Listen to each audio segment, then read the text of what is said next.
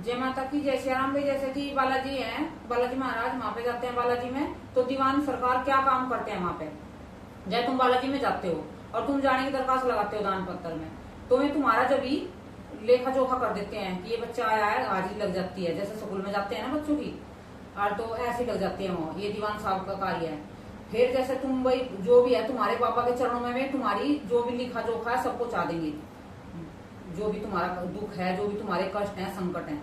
और जब तुम दोबारा जाते हो, फिर वे जैसे तुम दोबारा फिर दरखास्त लगाते हो जाने की, तो फिर वे क्या करते हैं दीवान सरकार, फिर वे तुम्हारे उसको निकालते हैं फाइल को, और बाबा जी के आगे रख देते हैं कि ये बच्चा आया था इतने दिन पहले, 3 महीने पहले या 2 महीने पहले या 1 महीने पहले या साल भर में, जितने दिन में भी तुम जाते हो, तो वे तुम्हारा सारा लेखा जोखा उसमें लिख के रखते हैं। फिर बाबा जी बालाजी के सरकार के चरणों में रख देते हैं और कहते हैं कि ये बच्चा इसी चीज से परेशान था, ये इस चीज में इतने अब ये आया है, इसका इतना संकट कट चुका है, इतना संकट इसका रह गया है। एक बार में संकट नहीं करते, तो उसमें सारी चीजें लिखी रहती है, विधि विधान में लिख देते हैं कि इस बच्चे का इतने दिन में, जैसे शुरू में जाते हो ना तुम, तो दीवान सरकार लिख देता है कि इस बच्चे का संकट साल भर में कटेगा या 3 साल में कटेगा या 6 महीने में कटेगा। वे सारा तुम्हारा पहले लिख कर धर देते हैं, पहले फाइल तुम्हारी तैयार कर देते हैं। उनका कार्य है, जितनी भी वहाँ फाइल बनते हैं, जितने भी रोगी बीमारी जितने भी जाते हैं वहाँ पे, सब उनकी फाइल दीवान सरकार बनाते हैं और बालाजी के चरणों में रखते हैं। वे उनका ये कार्य है, ये कार्य करते हैं वे। और फिर वैसे फाइल निकालेंगे, तुम दोबारा जाओगे, तुम्हारा सारा बाबा बताएंगे लेखा जोखा, भाई इसका इतना संकट रह रहा है, अब इसकी इतनी हाजिरी लगनी है। जैसे अर्जी है, किसी की 5 अर्जी लगती है, किसी की 1 अर्जी में ही काम हो जाता है।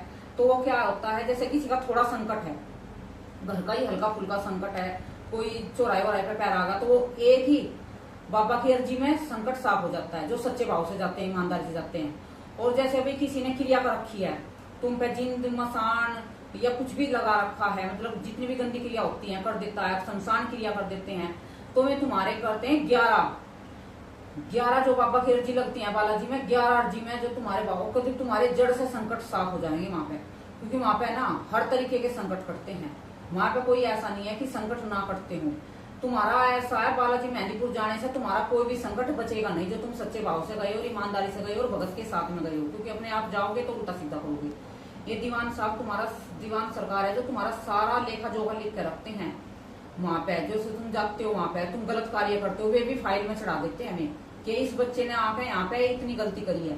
बहुत से बच्चे हैं गलती बहुत ज्यादा कर जाते हैं वहां पे, बहुत से तो गलत इरादे से जाते हैं वहां, लड़की औरतों को छेड़ने के लिए लाइन में लगते हैं। तो बाबा क्या देखता नहीं है, वहां पे लाइन में लगा रहता है, तो उनको सबको सजा मिलती है वहां पे। ये सोचते हैं कि हमें सजा नहीं मिलेगी, क्या कोई देख रहा है। वे ऐसे मस्ती करने के लिए लाइन में लगते हैं, छेड़खानी करते हैं औरतों के साथ, तो उनको परेशान करते हैं, भीड़ में धक्का मारते हैं। तो बालाजी उनको है ना प्रेत उनके पीछे लगा देते हैं, बालाजी जो महाराज है उनके पीछे प्रेत लगा देते हैं। और दीवान सरकार उनमें लिख देता है कि इस बच्चे ने ये गलती करी है, इसको इसके पीछे प्रेत लगाया जाए।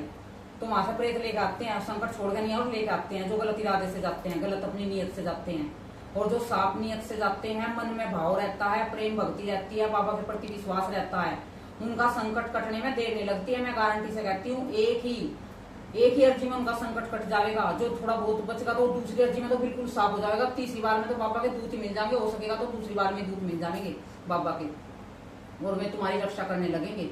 ये दीवान सरकार का काम है, वहां का लेखा जोखा संभालते हैं दीवान सरकार की। मैंने जो तुम्हारी छोटी सी जानकारी थी, मुझे पता था जितनी, इतनी मैंने तुम्हें बताई है। जय माता की, जय श्री राम।